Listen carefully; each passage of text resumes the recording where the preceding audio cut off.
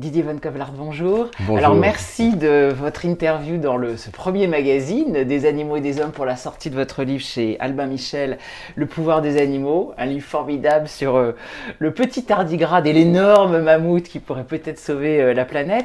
Donc du coup, on a envie de savoir votre relation avec l'animal. Alors déjà la question un peu basique, c'est est-ce que vous en avez des animaux? Alors, beaucoup d'animaux m'ont eu. C'est-à-dire, je n'ai jamais acheté un animal, par exemple. Oui. En revanche, les chiens errants, Ouais. le chat d'une femme qu'on aime et qui vous Bah oui, adopte, qui s'installe chez vous. une perruche évadée qui m'a adopté, qui est restée un certain temps avec moi, des chevaux avec qui s'est noué un rapport particulier. Et je pense que, enfin, pour moi, c'est encore plus intéressant que de créer un lien parce qu'on a acquis un animal. Tout à coup, vous vous dites, mais pourquoi il est venu vers moi? Pourquoi moi? Qu'est-ce que je lui apporte? En dehors, la nourriture, mais la nourriture, il y en a d'autres gens en ont. Pourquoi? Et là, il se crée vraiment une relation fondée sur un mystère, sur une envie de comprendre, et donc sur une empathie.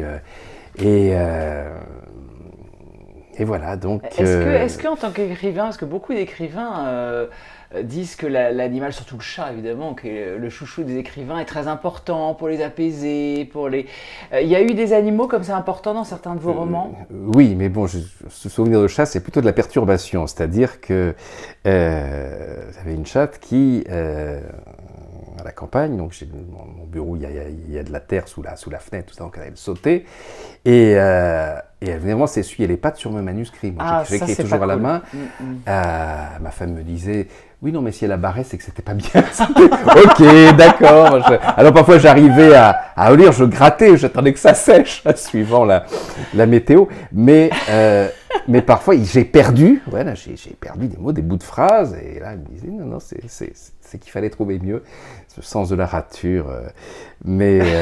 Non, c'est vrai que la vibration, quand il n'y a pas ces conflits de territoire, les vibrations des animaux, notamment des chats, sont très compatibles avec les ondes du cerveau quand il est en état de création. Il se passe quelque chose pour ça, on le sait statistiquement, le nombre de chats qui cherchent la compagnie des écrivains qui viennent.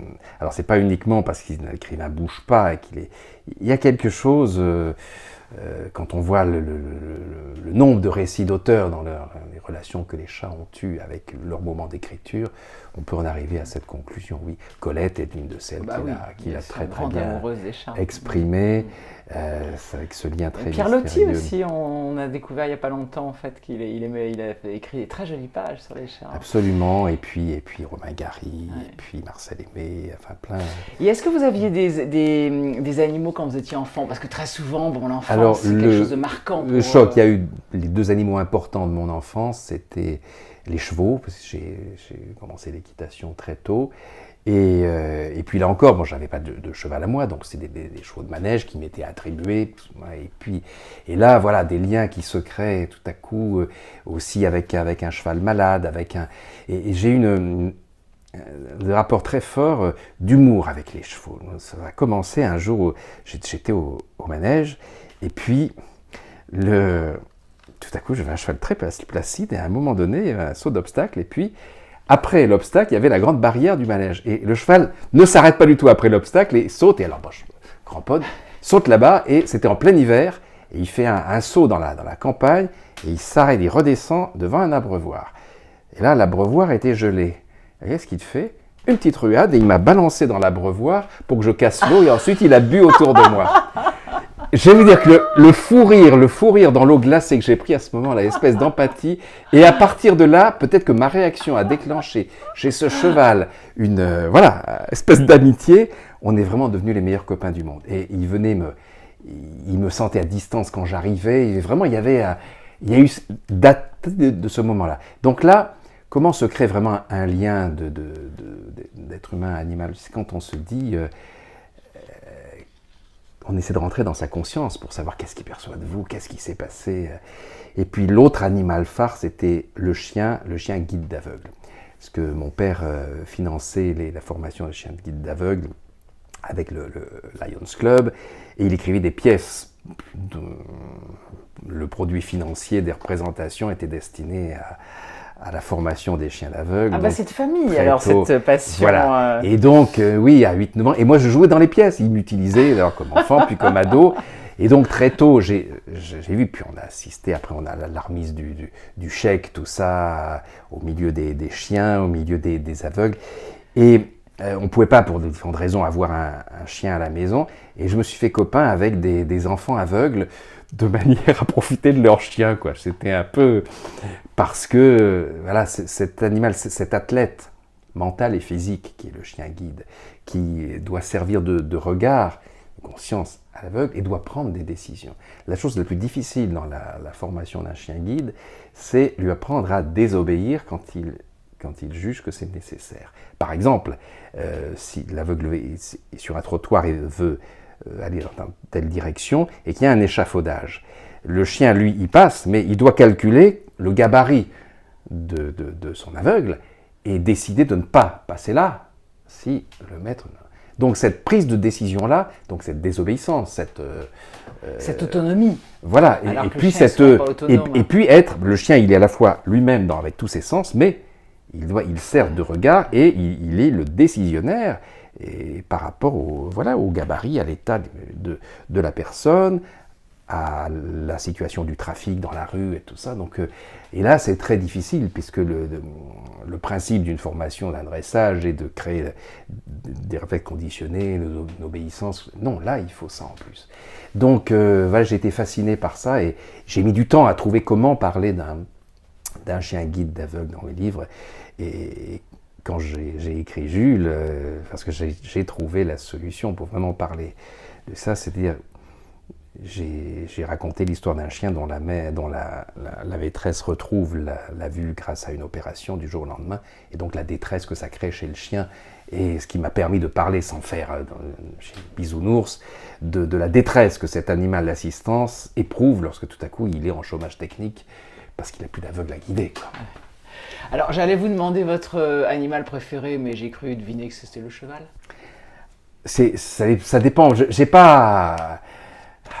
C'est le lien, je veux dire, j'ai le lien. Voilà, je suis fasciné par les oiseaux, par le chat, par le chien, par le cheval. Et puis, oui, c'est à la fois son fonctionnement, ses aptitudes, ses qualités d'amour inconditionnel et évidemment ses manifestations d'amour. Et puis, c'est cet ensemble-là. Donc, non, je n'aime pas telle espèce au détriment d'une autre. Et puis, je suis prêt à accueillir de nouvelles expériences, comme le jour où une perruche exotique est venue se percher sur moi, j'étais en train de tondre ma pelouse, elle est venue s'accrocher, et elle n'a plus bougé. C'est-à-dire que j'ai enlevé ma chemise, elle est revenue me mettre directement sur moi. Non, c'est toi que je veux. Et là, c'était un rapport très, très étrange, très étrange. Elle est restée longtemps ? J'ai dû, parce que je savais pas, d'abord je pensais qu'elle s'était échappée, je cherchais partout, jamais trouvé, et j'ai fini par aller la porter chez quelqu'un qui avait une vache qui m'a dit d'où elle venait, qui savait avec qui la mettre, tout ça, parce que je n'avais pas de cacher, moi je n'avais pas laissé dehors, et puis il ne voulait pas me... Et après je suis retourné la voir, mais quand elle était avec les autres, ça allait, mais je n'ai toujours pas compris pourquoi il y a eu ça. Et en plus, elle ne supportait pas que quelqu'un m'approche. À mon entourage, je n'avais pas le droit de... Je ne pouvais pas aller sur... Il n'y avait que moi. Et est-ce qu'il y a un animal que vous adoreriez avoir ou avoir une expérience avec lui ? Est-ce que vous avez un rêve en vous disant oh, j'adorerais avoir... Oui, parce que moi, mes rêves, souvent, je les expérimente dans mes livres. Donc, oui, les dauphins... Vous n'allez pas avoir un tardigrade, je ne suis pas sûr que vous ayez... Et les baleines.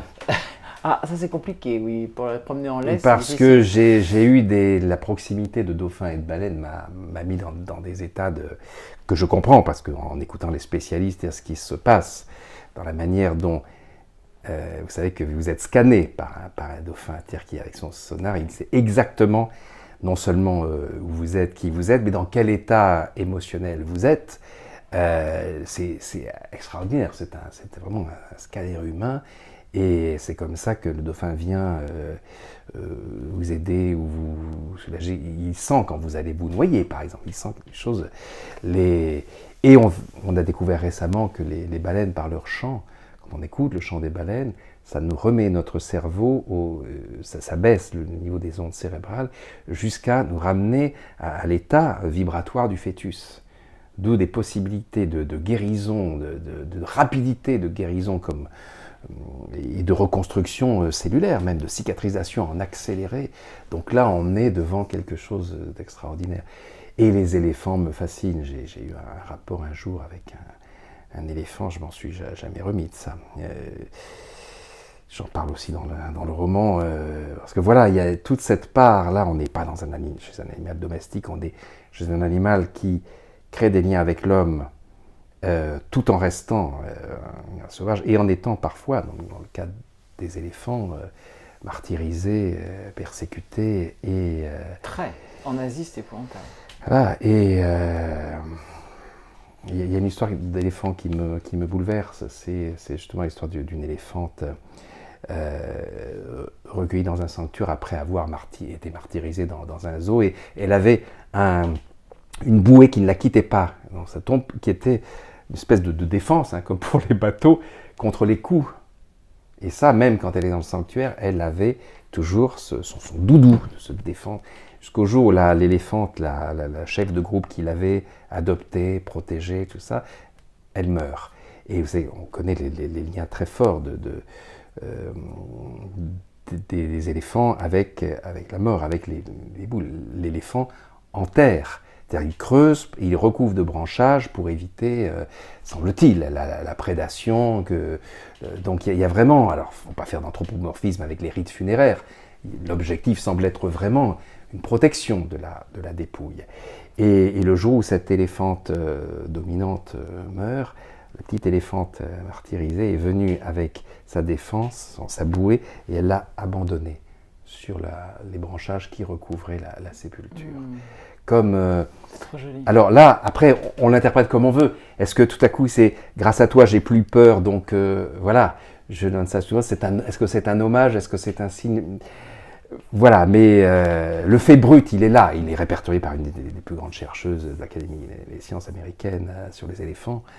Et voilà, donc je pense que, et c'est aussi pourquoi j'ai écrit le pouvoir des animaux, essayer de comprendre le fonctionnement émotionnel, intellectuel des animaux nous aide à être plus humains, à réveiller en nous tous ces pouvoirs, ces facultés, cet élan d'amour inconditionnel et de pardon et de gratitude. Et de respect. Et de respect que nous laissons étouffer souvent par notre ego, notre suprématie, notre pouvoir absolu sur ce que nous appelons l'environnement. Ce mot m'énerve parce qu'on dirait que c'est un décor avec l'homme au centre et le reste, ça l'environne. Non. Nous sommes interconnectés par définition avec le règne animal dont nous provenons, dont nous faisons partie intégrante, et avec le règne végétal. Rappelons-nous que nous procédons aussi du végétal. On sait, on a la preuve par tout ce qu'on a découvert dans les fossés en Rhodésie, par les fossiles de cette algue brune qui, il y a 3 milliards et demi d'années, était condamnée à flotter et tout à coup s'est fait pousser des cils pour créer le mouvement. À partir de là, elle pouvait se déplacer, elle pouvait chasser, donc une bouche est apparue et elle a arrêté la respiration chlorophyllienne, c'est-à-dire la photosynthèse avec le soleil, pour recycler l'oxygène qui au départ était un déchet. Et c'est comme ça que la branche animale est sortie du végétal. Et après, une branche végétale a suivi son rôle. Et puis, ces premiers animaux, certains sont restés dans l'eau, d'autres sont sortis. Donc, ne jamais oublier cette connexion-là avec notre environnement, entre guillemets. Nous provenons de tout cela, nous avons les moyens de tout détruire, mais nous ne sommes pas indispensables à cet environnement. Donc, c'est nous qui sommes en danger d'être détruits par notre folie destructrice. Et la Terre continuera de bien se porter sans l'homme. Et alors justement là-dessus, toujours pour revenir aux animaux, en fait continuer sur les animaux, quel est votre regard là-dessus? Est-ce que vous arrivez à garder quand même un peu d'optimisme? Parce que c'est vrai que l'époque est quand même pas très rigolote à ce niveau-là, du point de vue de la nature et des animaux. Est-ce que vous avez encore des raisons de garder un peu d'espoir, comme vous le Absolument. mettez dans Moi, vos livres, ou vous êtes un pessimiste? Non, pas du tout. Je suis ni optimiste ni pessimiste, parce que ce sont deux attitudes d'hémiplégie, quoi. Ce qui m'intéresse, c'est la lucidité et la confiance. C'est-à-dire savoir avoir l'état des lieux, ne pas se raconter d'histoires, ne pas vivre, ne pas projeter un univers bisounours. Mais la lucidité veut dire aussi voir où sont les solutions et voir ce qui marche. Et là, on devient confiant. Au cœur de mon roman, Le pouvoir des animaux, il y a un constat réel, extraordinaire, c'est-à-dire que les animaux peuvent stopper le réchauffement climatique. On a cet exemple en Sibérie, où dans une zone de 20 km², on a remis les animaux que l'homme avait fait disparaître, et ça a réussi à refroidir en 20 ans le sol de 19 degrés, par le fait même de remuer la neige, de permettre au froid de continuer à garder le permafrost gelé tout le temps. Donc là, on est sur une vraie solution qui est en train d'être mise en œuvre dans beaucoup d'autres pays, en Alaska aussi. Donc oui, les solutions existent. Oui, les animaux peuvent nous apporter des choses formidables. Et puis, on a vu dans les moments difficiles de perte d'espoir, de liberté pendant le confinement, combien les gens qui avaient des animaux l'ont mieux vécu que les autres, parce que cette réponse à la solitude, à la détresse et à l'égoïsme humain que constitue un animal est évidemment une force qui rend optimiste parce qu'elle existe et que même si nos comportements arrivent à stresser les animaux arrivent à s'en nettoyer et à nous déstresser ensuite.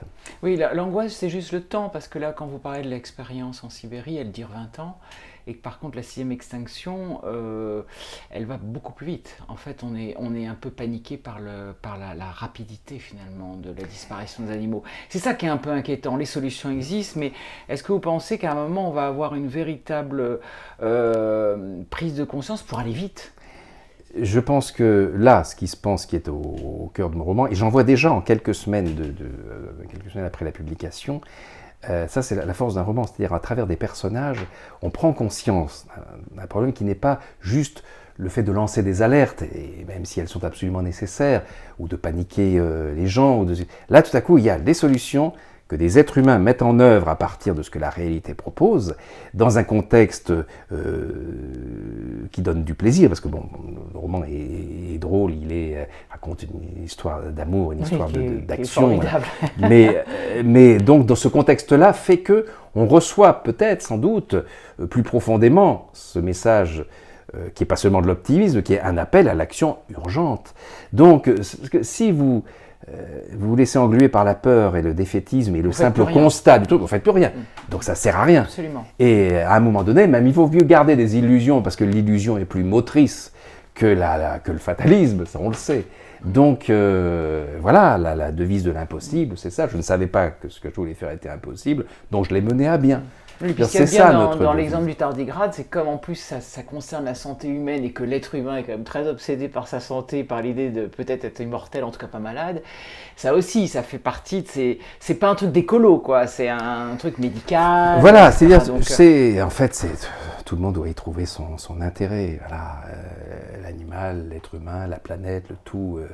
Mais non, les solutions existent. On voit, je suis passionné par les abeilles depuis des années, on voit très très bien comment on peut enrayer ce qui paraît irréversible dans la disparition des abeilles. Non, sur les 7-8 facteurs qui causent l'effondrement des colonies, on en supprime 3 et ça redevient très vite à la normale.